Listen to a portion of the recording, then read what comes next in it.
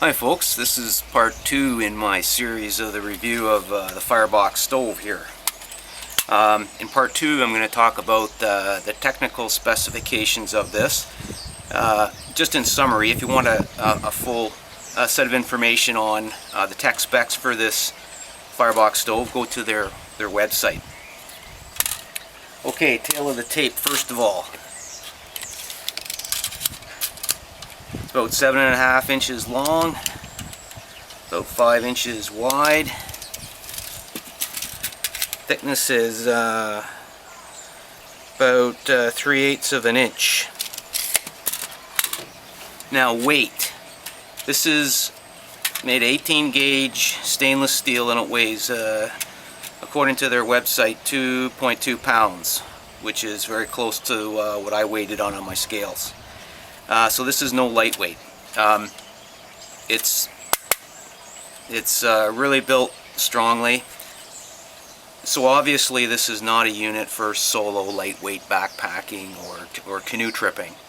And it's heavy enough where I will not take it with me as part of my gear on a solo trip, because I'm doing everything I can these days to lighten my load, because I'm getting older and I just don't want to carry the weight. But that said, there's a lot of other uses besides solo use, I think, that where this is just an outstanding unit. Okay, let's take it apart here and get some more measurements.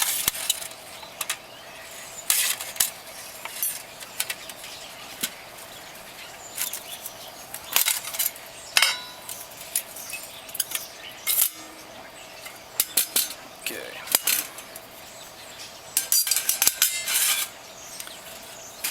Now, I'm just really continually impressed with the tolerances of the manufacturer here.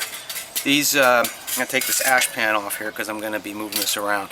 The hinges are just excellent. I mean, that would be one of the weakest parts of a stove like this, but these are just rock solid. If you can see this up close, the machining here and the way they bent these hinges is just remarkable. All the tolerances are tight, and there's a lot of thinking in the design. Like this side is beveled here, and that helps it to fold. In fact, the whole unit is asymmetrical. I don't know if the camera can pick that up, but it's built asymmetrically, so it will fold very flat. They've done a lot of thinking about all the openings in the panels, which help the panels to expand and contract with heat and cooling, so it doesn't warp. These holes for the fire sticks are designed so that you can put your fire stick in upright or sideways. The ash pan here can fit in the normal position here to allow a lot of air feed up through the bottom, or it can turn upside down and seal the bottom if you're very concerned about the slightest ember getting out, or you want to dampen down the speed of the burn for some simmering. Okay, the fire sticks are really well thought out here. In the topmost position, they fit absolutely flush with the top. There's no bumps, so that a pot will fit perfectly flat. There's numerous other options on each side. These sides are offset by 1/2 inch, so that you get a lot of adjustment capability for the fire sticks. Now normally I would just be using this in the top position or down here. I'll show you that in a minute with a small pot option and with the Trangia stove. But if you want, you could put your pot or your bottle right down in, although you're losing some depth of fire capacity if you're doing that. Alright, so normally I'm using this unit in the top position, Oh, and by the way, of course you get soot on your hands because it's a wood stove, but when I'm camping or making stuff in the backyard here, I've got a little cloth for grabbing hot stuff anyway when I'm cooking, so just goes with the territory.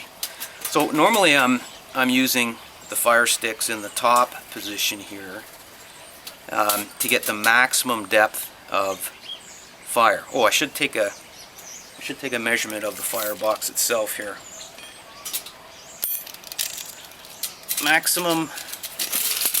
Maximum depth is 6 inches to the top here, and about just under 4.5, a little more than 4.25 inches on the low side here.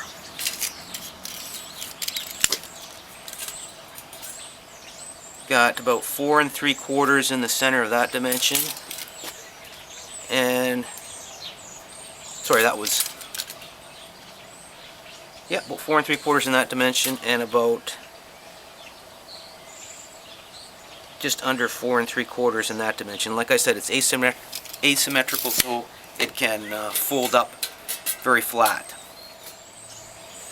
If you're using a smaller pot like this is a 900 ml pot here, you can put the fire sticks down at the next setting. And what's neat about the way they designed this flap is that they put the cutouts right on the hinge, so you can put the fire sticks in like this and work it like that.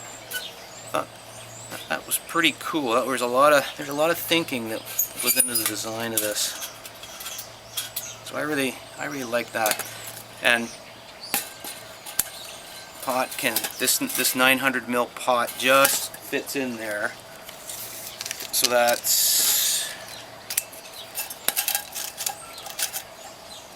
the diameter of this pot's 4.5, and I think I said that was about, the inside dimension is about 4 5/8 this way. So about 4.5 or so is will get you in there. Of course, smaller cups and bottles. Oh, by the way, they make a burner plate with a circle that fits on top here for stainless steel bottles and cups. But I don't use those. So this is about as small as I'm going to go on the type of cooking that I do. So that'll go down in there. And there's plenty of room, especially if you just offset this a bit. There's plenty of room to feed down here, and you can even cheat a bit and move it off the direct flame to give you a bit more feed area there, because you'll have more than enough heat. So that's the way I use it, but you can put these down at lower settings if you want for how you want to burn it. Okay, what next? Oh yeah, pot sizes. So I showed you 2 pot sizes already. This unit is very rugged. What it trades off in lightweight, it gains in strength and stability here. So this pot here is 4 liters, and that thing sits on there very firm. What's moving here is the log that I got this thing on here. The stove is not moving. The stove is perfectly flat.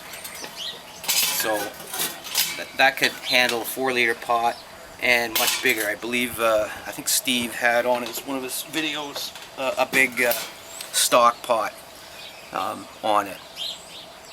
So it's very practical for the larger pot sizes.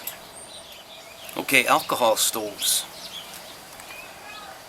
The alcohol stove I use is a Trangia, and Trangia works very well with this. Although I haven't actually tried it with this unit, because so far I've been burning wood in this unit. But you'll notice these cutout holes here. Well, it just so happens that if you use the the inside settings for these holes. The Trangia will fit nicely, very snugly down in there like that, and that's a snug fit. It's not going anywhere. And when you put them on the top setting here, to the top of here is about 1 inch, which according to Hiram Cook, one of the premier alcohol stove testers on YouTube, 1 inch is about the sweet spot, or 1 1/4, 1 1/2 for a Trangia. So again, they did a lot of thinking here with the options for, or they lucked out, one or the other, but the design is ideal for that. Okay, uses. Well, once again, the weight of this unit is robust, shall we say. So I'm not going to use this for my solo tripping because I'm trying to cut weight in all my gear, and I've got lighter options. However, for group trips, I think this is quite reasonable. For group hiking or canoe tripping, where you can spread the common gear load out amongst several packs, this would be quite reasonable. Obviously, for home use, backyard use, emergency preparedness, this is ideal. I come out here in the evening. I live in an urban area. We're not supposed to have open fires, but I can make a discreet little fire in here and practice some bushcraft fire starting skills and boil up a pot of water. I'm going to do some cooking here later on. So it's just great for urban dwellers, and I think apartment dwellers. I look back at when I started out in the working world. I had a little apartment, and I was always dying to get out in the bush where I could burn fires and practice what we call woodcraft back then. So for apartment dwellers, if you live in an apartment or you're just starting out as a young person, you could use a unit like this. Go out in the yard of the apartment or a nearby park or something, have a discreet little fire, and pack up and leave no trace after, and it could be a lot of fun.